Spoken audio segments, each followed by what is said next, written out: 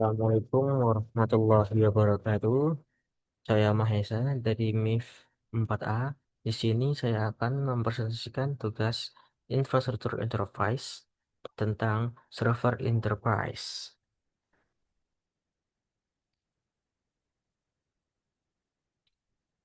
Server enterprise adalah infrastruktur server berbiaya tinggi yang dirancang untuk menangani beban kinerja kritis, volume data besar, dan pengguna massal pada suatu organisasi atau perusahaan. File server. Yang pertama adalah file server, sebuah komputer pusat dalam jaringan yang berfungsi sebagai wadah penyimpanan, storage, dan pengelolaan berkas file yang dapat diakses oleh klien yang terhubung.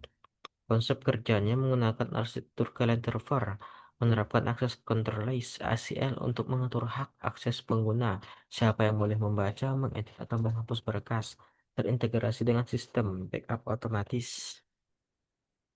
File server tujuan dan fungsinya yang pertama tujuannya memusatkan penyimpanan data organisasi agar aman, rapi, dan mudah dibagikan. Fungsi utamanya centralized storage menghindari data tercecer di komputer masing-masing karyawan. File sharing mempermudah kolaborasi antar divisi, data backup dan recovery memudahkan proses percatangan data dari satu titik pusat. Tools dan hardware. Sistem operasi Windows Server, Active Directory Linux, server Ubuntu Debian Server. Protokol layanannya Samba untuk sharing lintas OS Windows atau Linux. NFS Network File System, FTP, SFTP, Cloud Hybrid, Cloud Trones, perangkat hardware, storage berkapasitas besar dan cepat SSD, NVMe Enterprise atau HDD SAS. Teknologi RAID, RAID 1, 5 atau 10 untuk toleransi kerusakan disk, storage dedicated, next network, attached storage atau storage area network.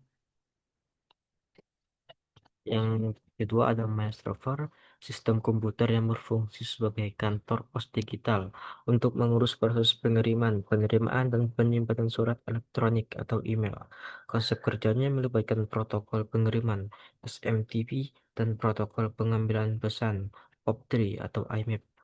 Proses enkripsi, TLS, SSL untuk mengamankan isi email.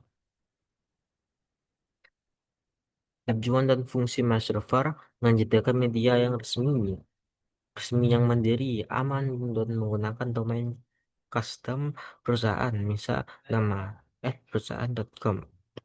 Fungsi utamanya filtering dan security, menyaring spam, phishing, dan malware sebelum masuk ke inbox pengguna.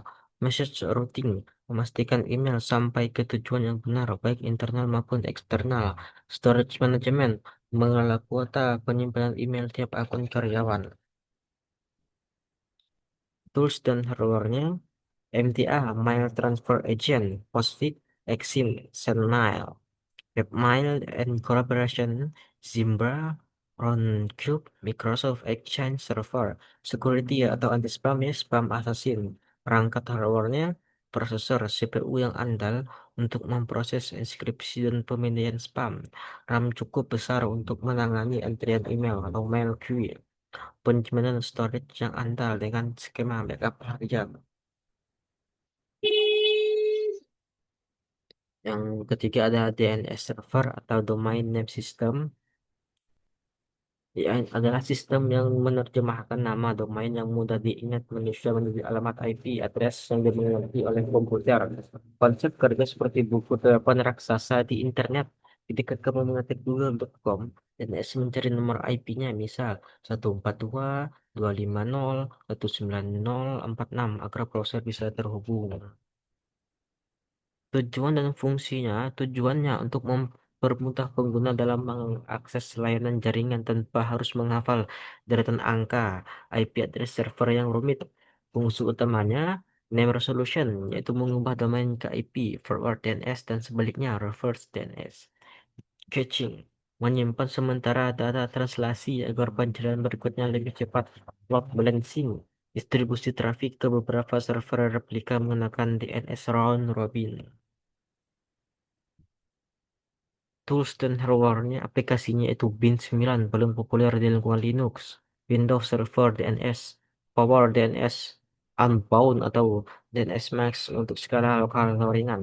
Perangkat terbaru DNS Server tidak terlalu membutuhkan storage raksasa, tetapi sangat butuh RAM yang cepat dan latensi jaringan yang sangat rendah high speed Linux atau LAN card. Seringkali menggunakan konfigurasi master slave, primary, secondary DNS untuk redundancy. Kesimpulannya, ketika server ini mail DNS saling melengkapi dalam ekosistem perusahaan. DNS server menjadi fondasi utama agar mail server dan file server dapat diakses menggunakan nama domain lokal yang mudah diingat oleh seluruh staf. Pengelolaan yang baik pada ketiga server ini menjamin produktivitas dan keamanan data perusahaan. Oke, cukup sekian presentasi yang dapat saya sampaikan. Kurang lebihnya saya mohon maaf. Wabillahi taufiq wal hidayah. Wassalamualaikum warahmatullahi wabarakatuh.